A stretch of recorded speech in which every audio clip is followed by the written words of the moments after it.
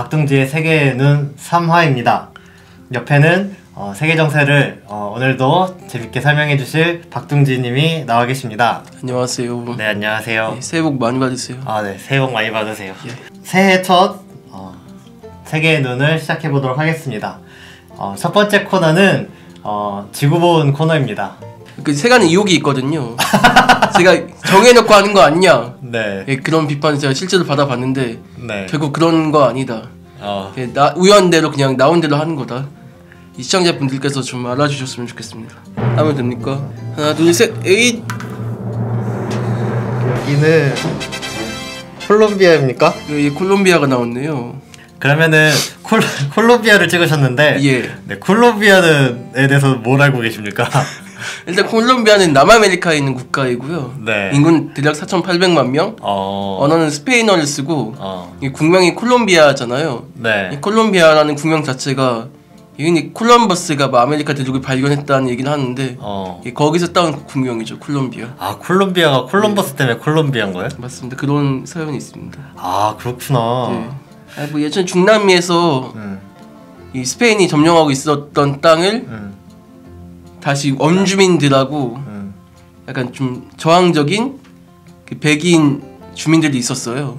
시몬 볼리바르라고 해가지고 네. 귀족 출신인데 혁명에 나선 그런 군인이 있었는데 그런 군인의 주도로 콜롬비아를 포함해서 뭐 베네수엘라 뭐 근처 뭐 에콰도르 같은 국가들이 스페인에서 독립을 해가지고 네. 해방을 맞았는데 그 이후에도 약간 미국의 입김도 강하고 해서 쉽지만은 않은 상황이죠. 콜롬비아는 지금은 뭐 친미적인 국가인가요? 아니면 좀 자주적이고 반미적인 국가인가요? 그거는 최근에 브라질 대통령이 한 말에서 알 수 있는데 네. 브라질 대통령이 보우소나루, 네. 자이르 보우소나루라고 네, 극우. 예, 극우 대통령인데 일단 콜롬비아 국가는 초청을 했습니다. 보우소나루가? 예, 근데 뭐 베네수엘라나 쿠바 같은 그러니까 반미적인 국가들은 초대를 안 했거든요. 근데 이 과정에서 베네수엘라의 마두로 대통령이 어떤 얘기를 했냐면 네. 콜롬비아하고 브라질이 같이 짝짝꿍 해가지고 미국하고 힘을 합쳐가지고 베네수엘라를 좀 엎으려고 하고 있는데 난 그런 시도에 결코 노란하지 않을 거다 라고 강하게 선포를 했거든요. 네. 그런 점을 봤을 때 현재로서는 콜롬비아는 약간 미국의 입김이 강한 친미적인 색채가 짙은 국가라고 할 수 있겠습니다. 그럼 콜롬비아에서도 하루 빨리 지금 다 무너져가는 미국의 패권에 기대지 말고 자주적인 길로 좀 더 나아가야 되지 않나 하는 생각이 듭니다. 어쨌든 뭐 이 지역은 특히 콜롬비아 같은 경우도 그렇지만 마약 생산이 엄청 많이 돼요. 콜롬비아에서? 예, 이 중남미 전역에서 약간 마약 생산이 되고 콜롬비아도 예, 그런 분위기가 있는데 커피 말고도? 예, 마약. 그런 마약이 주로 생산이 돼가지고 미국으로 흘러 들어가거든요. 네. 근데 뭐 이런 주장도 나오는 거죠. 미국의 CIA 같은 첩보 기관에서 어쨌든 반미적인 진보 진영 국가들이 들어서면 미국의 입장에서는 좋을 거 없지 않습니까? 그렇죠. 그렇기 때문에 이 마약 카르텔을 뒤에서 은밀히 지원해주고 그걸 미국에 들어오게끔 묵인해주고 그런 안 좋은 악순환이 계속되고 있다는 지적도 나오고 있어요. 그런 미국의 앞마당이라고 할 수 있는 이제 중남미 지역에서 마약이 왜 성행하고 있는가 뭐 이런 부분에서도 그런 의혹이 충분히 나올 수 있을 것 같다는 생각이 듭니다. 오늘 1부는 이것으로 마치는 걸로 하고 2부를 들어가겠습니다. 예. 2부는 이제 박동진님이 준비해주신 내용을 이제 얘기해주시는 순서인데요. 예. 오늘은 어떤 내용을 좀 준비해주셨나요? 오늘은 2019 동북아 전망이라고 해가지고 네. 예, 한반도 주변에 주요 강국이 있지 않습니까? 많죠. 중국, 일본, 러시아가 있는데 네. 그 나라들의 새해 전망을 보면서 이 한반도와 우리 민족이 어떤 길을 걸어야 할지를 좀 탐구해 보겠습니다. 어디부터 얘기해 주시면 될까요? 첫 번째는 중국부터 하고 싶네요. 네. 중국은 신년사를 뭐 시진핑 주석입니까? 국가 주석이죠. 네. 시진핑 주석이 발표를 했을 텐데 어떤 내용이 담겨 있었나요? 제가 시진핑 국가 주석의 신년사를 보면서 깜짝 놀랐는데 네. 어쨌든 북한의 김정은 국무위원장이 신년사를 하지 않았습니까? 네. 그런 연출하고 굉장히 비슷하다. 방송에서? 예. 어쨌든 이 사회주의를 공유하는 국가들끼리 어떤 유대가 좀 느껴졌다. 이렇게 올해 김정은 위원장의 신년사는 이 촬영이나 이런 방식에서도 많은 변화를 그쵸. 보였었는데 뭐 그거랑 비슷하게 방송 자체가 그렇게 됐나요? 예, 방송 자체가 그 연출하고 굉장히 유사했습니다. 아 그래요? 예. 원래 중국이 그렇게 방송을 했었나? 예, 쭉 해왔대요. 아 그렇구나. 2017년 제외하고는 그런 방식으로 해왔다고 하더라고요. 집무실에서 발표하는 식으로? 예, 그렇게 자금성이 비추고 뭐 시진핑 국가주석이 들어서 가지고 집무실에서 발표하고 중간에 자료 화면 나오고 그런 장면까지 북한 신년사하고 유사했습니다. 구조가. 아 그렇군요. 예. 네, 그러면은 그렇게 발표를 한 내용은 어떤 내용이 있었습니까? 시진핑 주석이 강조한 거는 이 국제 정세가 100년 동안 없던 변화에 직면했다.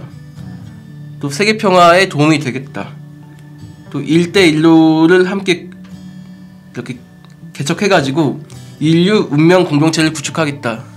이런 말을 했습니다. 이 국제 정세가 그동안 100년간 없던 변화에 직면했다는 거는 크게 네. 이 중국이 미국의 턱 밑까지 쫓아오는 강국이 되었다는 것이고 둘째는 작년에 북미 정상회담 있지 않았습니까? 네. 그 북미 정상회담의 국면으로 미국 중심 이런 세계 정세가 흔들리고 있다. 그런 상황에서 중국은 어떤 길을 걸어야 할 것인가에 대한 고민이 있는 겁니다. 그런 상황 속에서 세계 평화를 강조를 했네요. 예. 이거는 뭐 어떻게 볼 수 있겠습니까? 이 세계 평화를 강조한 거는 기본적으로 미국이 현재 패권 국가라고 불리잖아요. 네. 근데 그 패권이라고 하면 약간 나쁜 의미로 깡패짓 한다. 이렇게 삥 뜯어내가지고 뭐 군사 여기에 줄 테니까 돈 내라. 그런 식으로 하는 게 미국의 정책인데 네. 중국은 절대로 미국의 길을 걷지 않을 것이다. 그러니까 평화롭게 어떤 대국으로서 좀 세계 평화를 견인하는 주자가 되겠다. 그런 선언입니다. 중국은 작년을 생각해 보면 뭐 미국과의 이제 무역 분쟁 뭐 이런 것도 좀 생각이 나고 그 어쨌든 간에 무역 분쟁이 촉발됐던 계기까지는 모르겠지만 주요 논쟁점이 뭐 중국 제조 뭐 2025라든가 그래서 중국의 자국 산업을 발전시키기 위한 뭐 그런 거였던 것 같은데 뭐 그런 부분에서의 언급도 있었나요? 이 중국 제조 2025라는 게 네. 2025년까지 중국 자국이 생산한 첨단 기술을 적용해가지고 네. 70% 이상의 그 제품에 중국산 첨단 기술을 적용하겠다는 거죠. 네. 한마디로 중국이 미국의 기술을 받지 않고 스스로 자체적인 역량을 확보하겠다. 그렇게 선언을 했었던 건데 네. 이게 물론 미국의 견제에 있긴 했어요. 네. 이 트럼프 대통령도 2025라고 하는 게 미국에 도움이 안 된다. 미국 사람 일자리 다 뺏긴다라고 하면서 중국을 견제했고 그러면 안 할게 라고 하면서 약간 자세를 낮추긴 했습니다. 시진핑 주석이. 근데 그러면서도 이번 시진핑 주석이 신년사에서 강조를 한 게 자력갱생과 고군분투입니다. 자력갱생과 고군분투? 예. 북에서도 많이 쓰는 표현인 것 같은데. 그렇죠. 사회주의 국가들이 많이 쓰는 표현인데 네. 어쨌든 자본주의 그 자유주의 국가 네. 미국에 맞서가지고 자력갱생 고군분투로 계속 길을 걸어서 미국과는 다른 존경받는 국가가 되겠다는 그런 속내가 담겨 있는 거예요. 중국이 올해 건국 70주년을 맞이했거든요. 네. 1949년에 이 대만으로 국민당이 쫓겨나고 공산당이 장악해서 70주년이 언저되었는데 중요한 한 해인데 네. 중국에서 나오는 얘기가 중국 굴기, 중국몽이라는 얘기인데 네. 한마디로 중국이 굽히지 않고 일어서겠다. 중국몽은 아메리칸 드림 얘기하잖아요. 네. 뭐 아메리칸 드림보다 더 위대한 어떤 중국의 꿈을 세계인들에게 제시하겠다는 포부가 담겨 있는 거고 물론 자본주의를 받아들였다 보니까 빈부격차가 굉장히 심하긴 합니다. 예. 어쨌든 2억 9천만 명이 넘는 농민공이라고 해가지고 네. 소득이 엄청 적은 농민들이 더 이상 농사를 지을 수 없으니까 도시에 흘러 들어와서 빈민가에서 살아가는 그런 문제가 발생하고 있는데 어쨌든 이번 신년사에서는 그런 농민공 문제까지 함께 해결해서 좀 좋은 국가를 만들겠다는 중국의 선언이 있었기 때문에 좀 두고 봐야 될 것 같습니다. 어떤 정책이 있을지. 네. 예. 그러면은 뭐 중국의 대외 정책 뭐 이런 데서 중국의 이제 발전 방향 뭐 이런 거에서 우리 민족에게 좀 우리 남과 북 아니면 한국에게는 좀 어떻게 볼 수 있을까요? 중국은 그 김정은 국무위원장의 신년사가 나오자마자 격하게 환영을 했죠. 격하게 환영을 했어요. 이 방향이 맞다. 우리는 적극 지지하겠다. 우리 민족에게는 아주 호재죠. 옆 강국이 어쨌든 지지를 해주는 거기 때문에. 네. 예. 또 보면 그 김정은 국무위원장 신년사에서 나왔지만은 다자 협상을 통해서 평화 체제를 이제 보장을 하자는 얘기가 나는데 이제 거기 보면 다자가 정전 협정 당사자들 하면 이제 중국, 미국, 뭐 북한 이렇게 되는 거기 때문에 중국이 한반도에서 해줄 역할도 적지 않게 되겠구나 하는 생각이 드네요. 맞습니다. 그럼 올해 중국이 자력갱생으로 내부에도 이제 경제 문제가 산적해 있고 미국과의 이제 대결, 갈등도 있는데 이런 부분은 어떻게 해 나갈지 그리고 한반도의 평화에 대해서 중국이 어떻게 역할을 책임 있게 해 나갈 건지 올해 좀 지켜보면서 세계의 눈에서 기회가 있을 때마다 좀 다뤄보면 좋겠네요. 예. 그럼 중국 다음에는 좀 어떤 나라를 얘기해 주실 겁니까? 그다음에 좀 일본을 좀 보고 싶네요. 네, 아무래도 일본 전문 기자신데. 예, 일단 일본 전문 기자, 일본 담당 기자. 아, 전문은 아니고. 전문까지는 아닌 것 같고. 담당까지. 일본 담당 기자. 네. 그 일본은 이제 아베 약간 신년사가 기대가 되진 않긴 한데. 네, 어떤 이야기를 했나요? 지금 아베가 어쨌든 임기 7주년을 향해서 달려가고 있는데. 네. 이게 2021년까지 연임을 계속 쭉 하면은 최장수 총리로 등극을 합니다. 최장수. 예. 아베가 일본에서 인기가 꽤 있는가? 어쩔 수 없다 보니까 아베를 뽑는다는 인식이 대다수죠. 아, 다른 할 사람이 없다. 다 변변선 있다. 신년사에서 어떤 얘기를 했냐면 2019년은 일본에게도 전환점이다. 또 새로운 나라 만들기에 뭐 전력을 다하겠다. 후대에 당당하고 행복한 일본을 만들겠다. 네. 이런 얘기가 주가 됐습니다. 전환점이란 건 뭔가요? 이 전환점이라는 게 뭐냐면 일본이 일제라고 하죠. 1945년 8월 15일 패전해가지고 전범국의 지위를 받고 지금도 자유대가 전쟁을 못하게 막혀있지 않습니까? 네. 막혀 있는데 이 자유대가 전쟁을 하지 못하는 상황을 뚫어내고 국제사회에 당당한 일본으로 서겠다는 겁니다. 다른 나라들은 다 이제 평화와 이제 이런 데서 전환점을 만드는데 일본은 이제 군국주의 전환점을 만드는군요. 예, 그렇죠. 이게 어쨌든 전쟁에서 패배하기 전까지 일본은 약간 제국주의 열강 중에서 잘 나가는 나라에 속했잖아요. 네. 속했었는데 이번엔 러시아하고 평화조약을 맺고 이 북한과도 국교 정상화를 해가지고 이 아시아에서 일본이 약간 정상적인 기능을 할 수 있는 국가다라고 하는 걸 대외적으로 인정받고 전범국이라는 딱지를 완전히 벗어 던지겠다. 이유가 담겨 있는 겁니다. 뭐 전범국이라는 딱지를 뭐 떼는 거는 뭐 떼고 싶을 것 같긴 한데 일본이 하고 있는 행태들을 좀 평화적인 태도로 나서는 게 먼저 아닌가 하는 생각이 드는데. 맞습니다. 그 일본이 요즘에도 좀 뭔가 안 좋은 짓을 좀 하고 있지 않나요? 그렇죠. 그 레이더 논란이라고 하죠. 네. 우리 광개토 대항함이 공해 지역에서 같은 민족인 북한 어선을 좀 구조하다가 거기에 초계기가 따라붙었습니다. 일본에? 예. 네. 100m, 150m 그쯤에서 가깝게 따라붙어가지고 저공 비행을 했어요. 아, 그 완전 위협적인 행동을 했네. 그래서 한국 국방부에서는 이건 일본이 위협한 거다라고 하는데 일본에서 하는 얘기는 먼저 공격용 레이더를 좀 이렇게 발산해가지고 자유대에 그걸 맞췄기 때문에 정당한 대응을 한 것이다라는 게 일본 방위성의 주장입니다. 사실관계는 어떤가요? 제가 그 영상 직접 봤거든요. 이게 진짜로 위협이나 뭐 약간 전쟁이 일어난 상황 같으면은 근데 급박하게 대화가 오가야 하잖아요. 그런 게 전혀 나오지 않고요. 오히려 거기서 드러나는 거는 광개토 대항함이 북한 선박을 구조하는 활동을 하고 있다. 아, 그런 이야기가 그냥 나온다? 그런 이야기가 오갔지 뭐 긴박한 얘기 같은 건 전혀 없었거든요. 그럼 구조 상황을 정확히 인식을 하고 있었다는 소리가 되네요. 맞습니다. 구조 상황을 정확히 인식을 하고 있었는데 그냥 보고서 도와주지도 않고 촬영만 했다. 이런 얘기가 되는 겁니다. 그럼 일본 놈들 약간 또라이 이거 근데 이런 거를 빌미로 해서 적반하장격으로 사실을 오도하면서 나서고 있는 거군요. 맞습니다. 그 이거의 노림수가 뭔가요?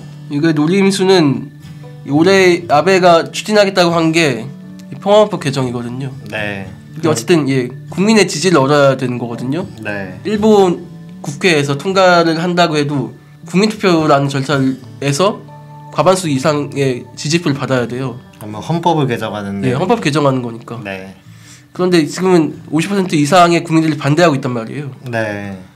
그러니까 한국하고 북한이 이렇게 이토록 위험한 국가라고 하는 인식을 강제로 언론 통해 주입이 된다면 이 평화헌법 수호를 지지하는 국민들도 전쟁을 하고 싶다. 전쟁에 대응해야 하기 때문에 마땅히 헌법을 개정해야 한다는 아베의 노림수를 지지하게 될 수 있는 거죠. 평화헌법 개정에 부정적이니까 이 여론을 반전시키겠다. 북한, 한국, 한반도를 지렛대로 삼아서 그런 걸 좀 모색하겠다는 아주 나쁜 의도가 드러나고 있는 겁니다. 외교 총결선 뭐 이런 단어도 썼죠. 예.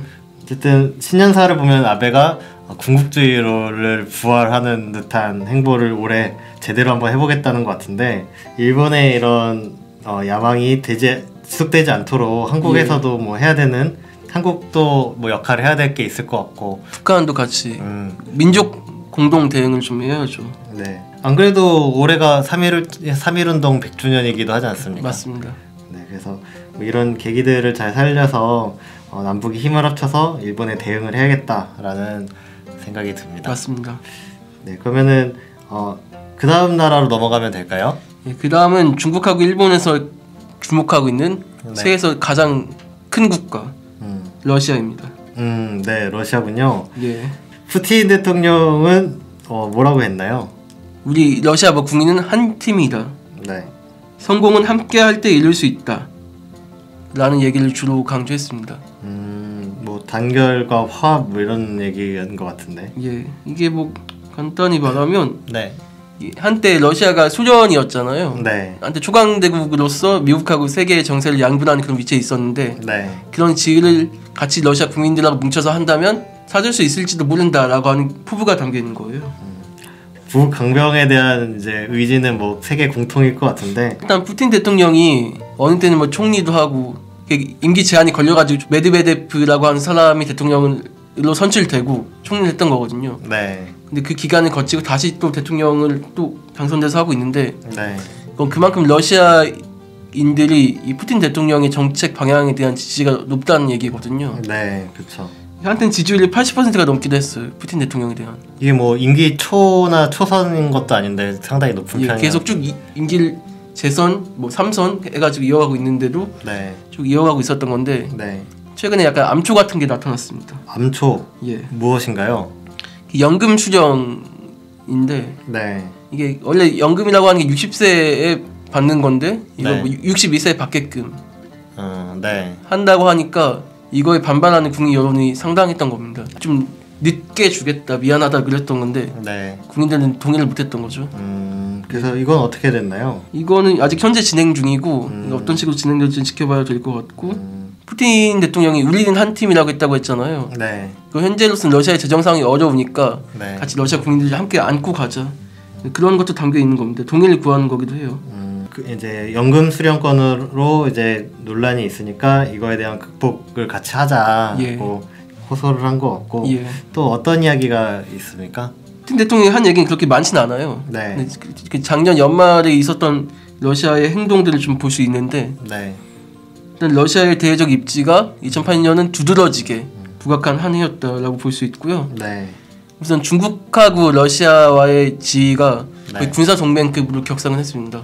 30만 명이 넘는 중러 양국군이 중국 동북부 블라디보스토크 인근에 모여가지고 군사 훈련도 했고 같이 미국에 맞서서 목소리를 내자는 이야기도 나왔고요. 그것 때문에 뭐 미국이 이제 위협감을 느꼈을 법하겠네요. 그렇죠. 그럼 아까 전에 일본 이야기할 때 나왔지만 일본과 러시아가 이제 평화 조약을 맺으려고 한다고 얘기했는데 예. 이거는 좀 어떤 내용인가요? 이게 어쨌든 1945년 전쟁 무렵에 소련이 일본에 선전포고를 해가지고 쿠릴 열도라고 하는 그 홋카이도 북부 지역을 내려와가지고 점령을 했습니다. 그 이후에 어쨌든 소련이 러시아로 이렇게 바뀌면서 네. 러시아와 일본 사이에 국교 정상화까지는 있었거든요. 네. 근데 좀 평화롭게 전쟁 없이 살아보자는 평화 조약은 없었습니다. 네. 그게 없었던 이유가 이 쿠릴 열도를 장악하고 있는 러시아 그 원인이 있었는데요. 네. 어쨌든 일본은 쿠릴 열도의 4개의 섬에 반환해라 는 입장이고 러시아는 그건 좀 곤란한데 라는 입장인데 네. 어쨌든 아베는 이 섬을 좀 돌려받고 거기 살고 있는 러시아인들한테도 좀 대우를 잘 해줄 테니까 좀 와라 라고 하는데 푸틴은 너희들 그 섬에 미군기지 세우려고 하는 거지? 그럼 우리 그 섬 절대 못 줘 라고 지금 맞서고 있는 거죠. 그럼 평화조약은 이제 뭐 거의 실현 가능성이 있는 상태인 건가요? 논의가 많이 이게 작년엔 계속 러시아하고 일본 사이에 물밑에서 논의는 활발하게 진행이 됐고요. 어쨌든 올해 1월 하순에 푸틴과 아베가 또 만난다고 하는데 네. 이 과정에서 나오는 얘기를 좀 봐야 될 것 같습니다. 네, 그 회담이 있게 되면은 방송을 한번 해야 되겠구나 생각이 드네요. 예. 어쨌든 이 러시아와 일본 사이에서의 평화조약도 잘 해결이 되면 좋겠다는 생각이 듭니다. 한반도 우리 민족 남과 북으로 봤을 때는 좀 어떻게 볼 수 있을까요? 이 러시아가 한반도 관계 진전을 응원하고 있다는 건 남북 착공식이죠. 네. 판문역에서 있었던 착공식에서도 잘 드러납니다. 뭐 어떤 일이 있었나요? 거기에 착공식 현장에는 평양 주재 러시아 대사하고 서울 주재 러시아 대사가 다 참여를 했어요. 평양, 서울 다 참가를 가지고 아주 지대한 관심을 나타냈습니다. 아무래도 뭐 이 철도를 하면 사실 이게 러시아와도 연계가 이제 깊은 거라서 관심을 많이 보였나 보네요. 그래서 한반도 뭐 평화나 통일이 러시아 경제나 아니면 뭐 상황이랑도 연관이 깊다고 볼 수 있겠네요. 그렇습니다. 그러면은 중국과 일본, 러시아의 이제 신년사를 봤는데 우리 민족은 이제 한반도의 평화를 실현하고 번영과 통일을 이제 실현해야 되는 과제가 이제 남아 있다고 볼 수 있는데 이 과정에서 각각 나라들 아니면 한반도 국제 주변 나라국들인데 좀 간단하게 뭐 정리를 해주실 수 있을까요? 어쨌든 중국하고 러시아는 우리 민족의 평화와 번영을 적극 지지하고 있고 또 미국이 어쨌든 자신의 질서대로 세계를 이끌어 가려고 하는 그런 상황에서 각 국들이 내는 목소리를 좀 지지하고 있어요. 예를 들어서 북한이 지금 제재를 받고 있는 상황인데 대북 제재를 좀 해제해야 한다. 목소리도 적극 내고 있는 게 중국하고 러시아이고 또 한편으로는 문재인 대통령의 그 한반도 신경제 지도 구상에 편승해가지고 러시아의 가스나 철도가 한반도에 쫙 놓여가지고 이렇게 함께 중국, 러시아, 한반도가 함께 번영을 누릴 수 있으면 굉장히 좋다라고 하는 공통된 인식이 있기 때문에 이들 국가는 앞으로도 한반도를 지지할 겁니다. 근데 이런 상황에서도 일본은 한반도의 평화와 통일을 절대 지지를 하고 있지 않는 것 같아서 참 입맛이 쓰네요. 한반도 남과 북이 평화와 번영, 통일을 실현하는 데서 주변국들이 많은 지지나 아니면은 협조를 좀 아무래도 구했으면 좋겠다는 생각이 들고 그래서 이제 특히 이제 주시해야 될 것은 일본의 이런 방해 책동이겠구나라는 생각이 들었습니다. 맞습니다. 한반도를 넘어서 이 동북아시아 전역의 평화와 번영을 바라는 입장이고요. 올 2019년은 시작점입니다. 그렇죠. 작년은 전환점이었어요. 올해는 그 전환에서 시작을 넘어갈 새로운 시대로의 시작점이기 때문에 이 동북아의 전망도 우리 민족의 원하는 바대로 잘 흘러갔으면 하는 소망이 있습니다. 네, 그러면은 이것으로 세계는 3화를 마치도록 하겠습니다. 시청자 여러분 새해 복 많이 받으시길 바랍니다. 새해 복 많이 받으세요. 안녕. 안녕.